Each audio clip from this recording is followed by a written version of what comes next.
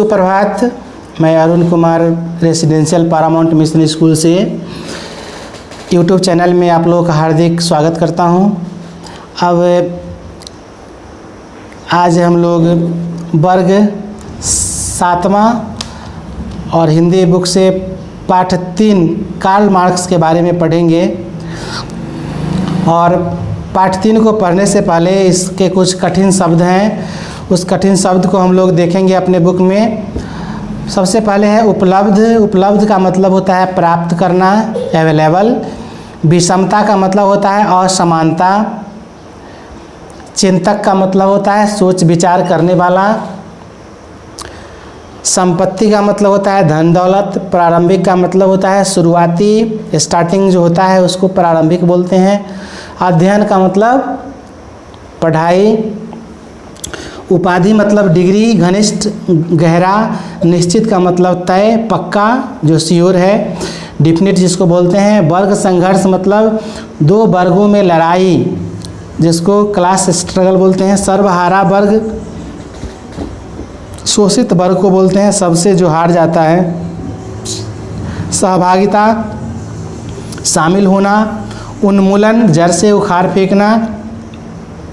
सर्वोपरि सबसे ऊपर।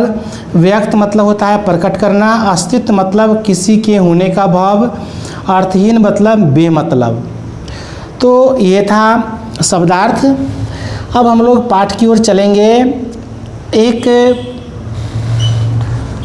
आज हम लोग जो पढ़ रहे हैं कार्ल मार्क्स के बारे में। यह वैसे शख्सियत का नाम है जो एक क्रांतिकारी विचारधारा के लोग हैं, जिन्होंने अपना सारा जीवन समाज के अंदर शोषण को मिटाने में लगा दिया।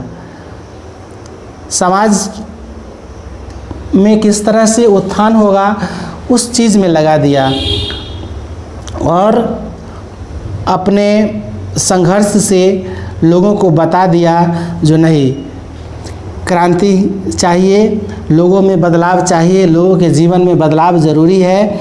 और उसी के बारे में इस पाठ में बताया गया है।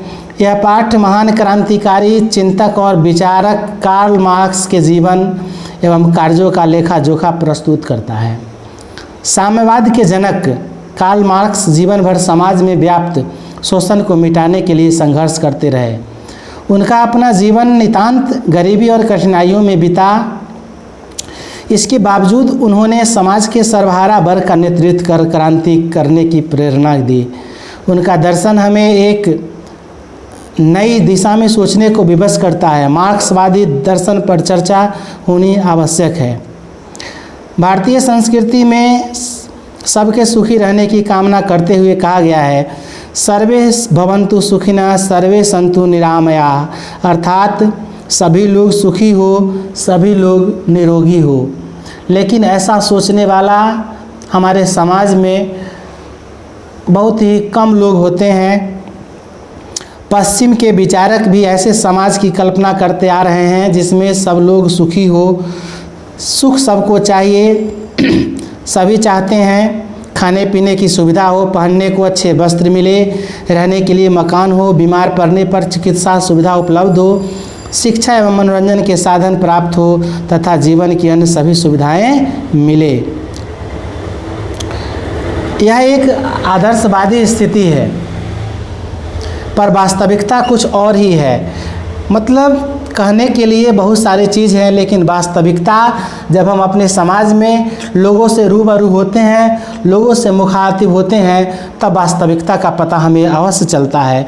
और उस वास्तविकता से हमें लड़ना पड़ता है, और उस लड़ाई को हम क्रांति समझ के लड़ते हैं। विश्व के अधिकतर देशों में लोग सुखी नहीं हैं। जहां एक और कुछ लोगों के पास सुख सुविधाओं की भरमार है, वही अनेक लोगों को भरपेट भोजन तक नहीं मिलता। समाज में बड़ी विषमता है। मतलब कोई खाते खाते मर रहा है, तो कोई खाने खाने को मर रहा है। यह विषमता हमारे समाज में है। सबको समान अवसर नहीं मिलते, सबको समान सुविधाएं नहीं मिलती। यह गलत बात है। सबको जीने की बुनियादी सुविधाएं मिलनी ही चाहिए। इसके विषय में आगे है, लेकिन यह कैसे संभव हो, यूरोप के एक चिंतक ने उत्तर दिया, यह तभी संभव है जब धन पर व्यक्ति का नहीं समाज का अधिकार हो। ये कार्ल मार्क्स यूरोप से संबंध रखते हैं। खेतों और कल कारखानों के मालिक अलग अलग लोग न होकर समाज हो। समाज राज्य की सारी संपत्ति का मालिक बने और वही समाज के लोगों की आवश्यकताओं को पूरा करे। अलग अलग लोगों के पास धन होने से ही तो समाज में विषमताएं हैं। किसी के पास कम धन है, किसी के पास ज़्यादा, किसी के पास कुछ भी नहीं। जब संपत्ति का स्वामी समाज होगा तब सभी विषमताएं मिट जाएगी, लेकिन ऐसा संभव होने वाला नहीं है। आइए चलते हैं। दुनिया को इन क्रांतिकारी विचारों को देने वाला महान व्यक्ति था कार्ल मार्क्स। संसार के इस महान विचारक का जन्म 5 मई 1818 को प्रशिया के राइट प्रांत के त्रेवेनगर जर्मनी में हुआ था। उनके पिता एक यहूदी वकील थे। उन्होंने 1824 में ईसाई धर्म स्वीकार कर लिया था। एक पाठशाला में प्रारंभिक शिक्षा पाने के बाद मार्क्स पहले बॉर्न फिर बर्लिन विश्वविद्यालय में भर्ती हुए। वहाँ उन्होंने कानून के साथ साथ इतिहास और दर्शन का अध्ययन किया। 1841 में विश्वविद्यालय की शिक्षा समाप्त करने के बाद डॉक्टर की उपाधि के लिए एपिक्यूरस के दर्शन पर अपना निबंध प्रस्तुत किया। 1842 में मार्क्स एक क्रांतिकारी समाचार पत्र के संपादक हो गए। सरकार ने उस पत्र पर नियंत्रण रखना चाहा, पर यह संभव न था। फलतः उस पत्र को बंद करना पड़ा।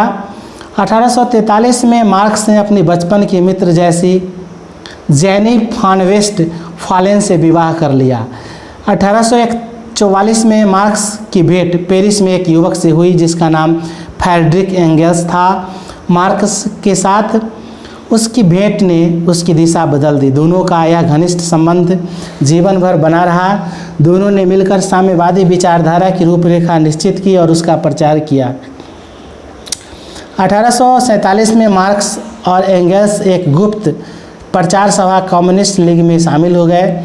उन्होंने कम्युनिस्ट पार्टी का घोषणा पत्र तैयार किया जो 1848 में प्रकाशित हुआ। यह घोषणा पत्र साम्यवादी देशों में बहुत लोकप्रिय हुआ। इसमें संसार की एक नई कल्पना उपस्थित की गई जिसमें भौतिकवादी दर्शन का वह रूप दिखाई पड़ता है जिसका प्रसार सामाजिक जीवन में हुआ है। इसमें वर्ग संघर्ष के सिद्धांत और एक नए समाज के निर्माण में सर्वहारा वर्ग के योगदान का प्रतिपादन किया गया है। इस नई सामाजिक व्यवस्था में उद्योगों के संचालन और उत्पादन की सभी शाखाओं को समाज की ओर से चलाया जाएगा, जिसमें सभी सदस्यों की सहभागिता होगी। इस प्रकार यह प्रतिस्पर्धा को समाप्त कर देगी। निजी स्वामित्व का उन्मूलन करना होगा। निजी स्वामित्व मतलब अपना स्वामित्व, अपना अधिकार।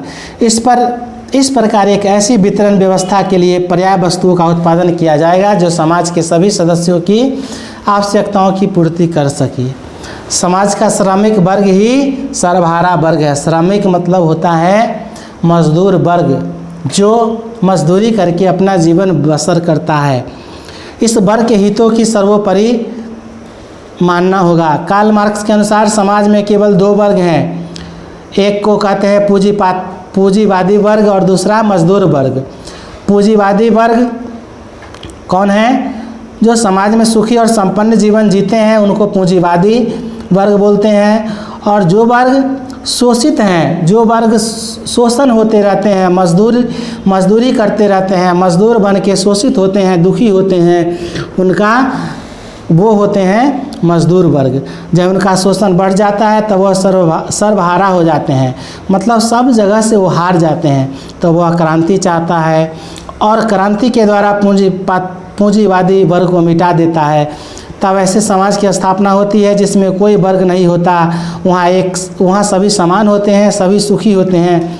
मार्क्स ने मजदूरों में नई चेतना भरकर उन्हें क्रांति करने के लिए तैयार किया। मार्क्स का कहना था अपने आप को मुक्त करने के लिए सर्वहारा वर्ग को पूंजीपति वर्ग का तख्ता उलट देना चाहिए। एंगल्स ने सर्वहारा वर्ग की स्वतंत्रता को बहुत ही बढ़िया ढंग से व्यक्त किया था। सर्वहारा वर्ग राज्य का इस्तेमाल स्वतंत्रता के लिए नहीं बल्कि अपने दुश्मनों को दबाए रखने के लिए करता है, और ज्यों ही स्वतंत्रता की बात करना संभव हो जाता है त्यों ही राज्य जैसे किसी चीज़ का अस्तित्व नहीं रहता। मार्क्स द्वारा किया गया परिश्रम बहुत अंशों तक सफल रहा। रूस आदि अनेक देशों में वर्गहीन समाज बना। मार्क्स ने क्रांति पर जोर दिया। उन्होंने आदर्श समाज की स्थापना के लिए हिंसा और रक्तपात को बुरा नहीं बताया था, लेकिन कुछ लोगों को यह बात स्वीकार नहीं थी। वे साधना की पवित्रता पर जोर देते थे। कार्ल मार्क्स का कहना था, मनुष्य की बुद्धि धन द्वारा संचालित होती है। वे व्यक्तिगत संपत्ति को समाज पर दिन दहाड़े डाका मारना कहते थे। वे धर्म को भी अफीम के नशे की तरह मानते थे। मार्क्स के क्रांतिकारी विचारों के कारण उन पर मुकदमा चलाया गया और देश निकाला दे दिया गया। मतलब उनको देश से भी निकाल दिया गया। वे इंग्लैंड चले गए। गरीबी, दुख और बीमारी ने उनका पीछा नहीं छोड़ा। लंदन में उन्हें कठिनाई भरी जिंदगी बितानी पड़ी। यही संघर्षों के मध्य उन्होंने अपना प्रसिद्ध ग्रंथ दास कैपिटल लिखा। दास कैपिटल यह अर्थशास्त्र का महान ग्रंथ है। उस समय मार्क्स ने कहा था, संसार में मेरे जैसा अभागा बिरला ही होगा जिसने अर्थ के बारे में इतना लिखा हो और खुद इतना अर्थहीन हो गया हो। सचमुच पूंजी का लेखक पूंजी विहीन था। निर्धनता के बीच इतने परिश्रम से काम करना साधारण बात नहीं थी। मार्क्स का स्वास्थ्य खराब होता गया। अंततः 14 मार्च 1883 को उन्होंने संसार से विदा ले ली। मतलब 14 मार्च 1883 को वो मृत्यु को प्राप्त हो गए। कार्ल मार्क्स तो विदा हो गए पर उनका दर्शन अभी तक जीवित है। उन्होंने जुग जुग से शोषित पीड़ित लोगों में शोषण से मुक्ति के लिए नई चेतना जगाई थी। निश्चय ही वह एक महान व्यक्ति थे। मतलब जो इनका जो कदम था वह शोषित वर्गों के लिए उठाया गया कदम, शोषित वर्गों को समाज में उठाने के लिए उठाया गया कदम था, और इन्होंने बहुत हद तक अपने कदम को सफल बताया और उसको सफल बनाया भी। और भले ही वह अर्थहीन थे, और यह भी कहा गया है कि जो दूसरे के जीवन को बनाता है उसके अपने जीवन का अस्तित्व समाप्त हो जाता है। तो इन्होंने हमेशा शोषितों को जीवन को बनाने का काम किया। और इस तरह से इस पाठ के द्वारा यह बताया गया है कि हमें शोषितों को, सर्वहारा वर्ग को साथ देना चाहिए और उसे शिक्षित करना चाहिए, उसे ऊपर उठाने का प्रयास करना चाहिए।